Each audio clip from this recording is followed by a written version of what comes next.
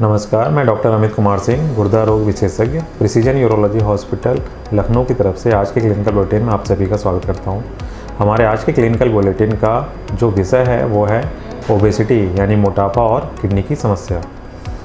मोटापा आज के समय में एक तेज़ी से बढ़ती हुई बीमारी है और पिछले एक दशक में इसके संबंधित रोगियों की संख्या लगभग दोगुने के आसपास हो चुकी है। मोटापे में देखा गया है कि जो फैट है उसका हमारे बॉडी में एबनॉर्मल रूप से डिपोजिशन या फिर एकत्रित होना स्टार्ट हो जाता है और इसको हम डिफ़ाइन करते हैं जो भी मनुष्य है उसके वज़न और साथ में उसकी हाइट के हिसाब से, जिसको हम BMI या फिर बॉडी मास इंडेक्स बोलते हैं। इसके आधार पर ओबेसिटी को 4 हिस्सों में डिवाइड किया गया है। पहला जो होता है वो है अंडरवेट, दूसरा है आइडियल वेट, तीसरा होता है ओवरवेट, उसके बाद ओबेसिटी और अंत में जिनका BMI बहुत ज़्यादा होता है उनको मॉर्बिड ओबेसिटी या फिर एक्सट्रीम ओबीस की कैटेगरी में रखा जाता है। जो मोटापे की समस्या है, मोटापे की बीमारी में हमारे बॉडी में एबनॉर्मल रूप से फैट का डिपोजिशन हो जाता है और साथ ही साथ ये हमारे बॉडी के जो अंदर के ऑर्गन्स हैं उनको भी प्रभावित करता है और वहाँ पर भी फैट का डिपोजिशन स्टार्ट हो जाता है। ओवरऑल देखा जाए तो मोटापा दो तरह से होता है, दो तरह से कैटेगराइज किया गया है क्लिनिकली रूप से।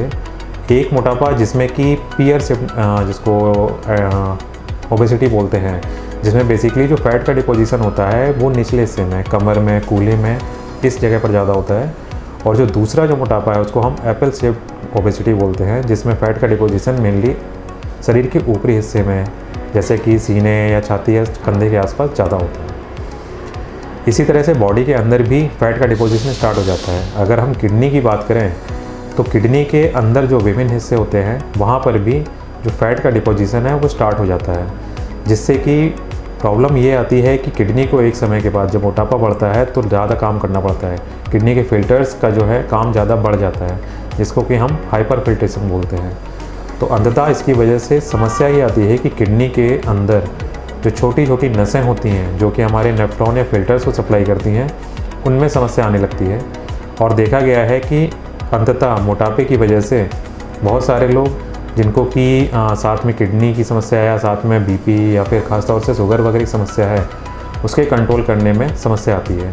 ऐसे लोगों का BP बहुत अनकंट्रोल रहता है, साथ ही साथ शुगर को कंट्रोल करने में समस्या आती है क्योंकि इंसुलिन रेजिस्टेंस बढ़ जाता है। इसके अलावा शरीर में बहुत सारे सिस्टमिक इन्फ्लेमेशन स्टार्ट हो जाते हैं, जिसकी वजह से किडनी के फिल्टर्स ख़राब होते हैं और लास्ट में होता ये है कि हमारे किडनी से लगातार कई बार प्रोटीन आना स्टार्ट हो जाता है और साथ ही साथ BP बढ़ता है। इसके अलावा क्रेटिनिन या यूरिया जो कि किडनी के बीमारियों से संबंधित मार्कर्स हैं वो भी बढ़ना स्टार्ट हो जाते हैं। तो अगर ख़ास तौर से ऐसे मरीज़ या ऐसे लोग जिनको डायबिटीज़ है, साथ में हाइपरटेंशन की समस्या है और ओबेसिटी की भी समस्या साथ में हो रही है, तो बॉडी के वज़न को कम करके हम BP कंट्रोल, शुगर कंट्रोल और साथ ही साथ किडनी के ख़राब होने की समस्या से बचा जा सकता है। मेनली ओबेसिटी को कम करने का जो प्रिवेंटिव मेजर्स होते हैं उसमें मेनली 3 चीज़ें हैं जो हेल्प करती हैं, जिसमें सबसे इम्पॉर्टेंट है हमारा लाइफस्टाइल। जो हमारा डेली की डेली एक्टिविटी है या हम जो खान पान रखते हैं उस पर कंट्रोल करना चाहिए। खान पान के लिए हमें हमेशा ऐसा भोजन लेना चाहिए जो कि कैलोरी बहुत अच्छी हो बट साथ में फ़ैट वगैरह बहुत कम हो।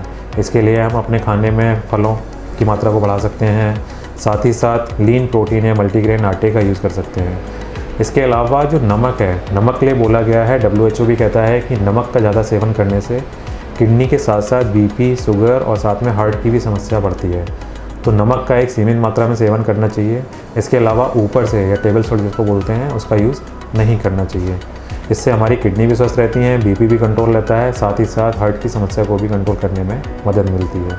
इसके अलावा जो व्यसन है, जैसे कि हमें स्मोकिंग है या फिर अल्कोहल वगैरह है, इसको नहीं करना चाहिए, बंद कर देना चाहिए। या अल्कोहल वगैरह है बहुत ही सीमित मात्रा में लेना चाहिए। इसके अलावा जो दूसरा मेन फैक्टर है वो है फिजिकल एक्टिविटी। आज के समय में देखा गया है कि भाग दौड़ भरी ज़िंदगी में बहुत ज़्यादा एक्टिविटी नहीं रह गई, हम काम में लगे रहते हैं, तो फिजिकल एक्टिविटी लगभग ना के बराबर है। तो अगर इस तरह की समस्या है, ख़ासतौर से इवन नॉर्मल लोगों को भी एटलीस्ट हफ्ते में 5 से 6 दिन डेली कम से कम 30 मिनट एक्सरसाइज करनी चाहिए। इन एक्सरसाइज को आप 2 तरह से डिवाइड कर सकते हैं। मान लीजिए कुछ एरोबिक एक्सरसाइज हैं या तो वो की जाएँ। इसके अलावा कुछ स्टेमिना बिल्डिंग एक्सरसाइज होती हैं, जैसे नॉर्मल वॉकिंग है, रनिंग है, बाइसिकलिंग है या स्विमिंग है, ये भी कर सकते हैं। इसके द्वारा भी हमारा वज़न कम किया जा सकता है।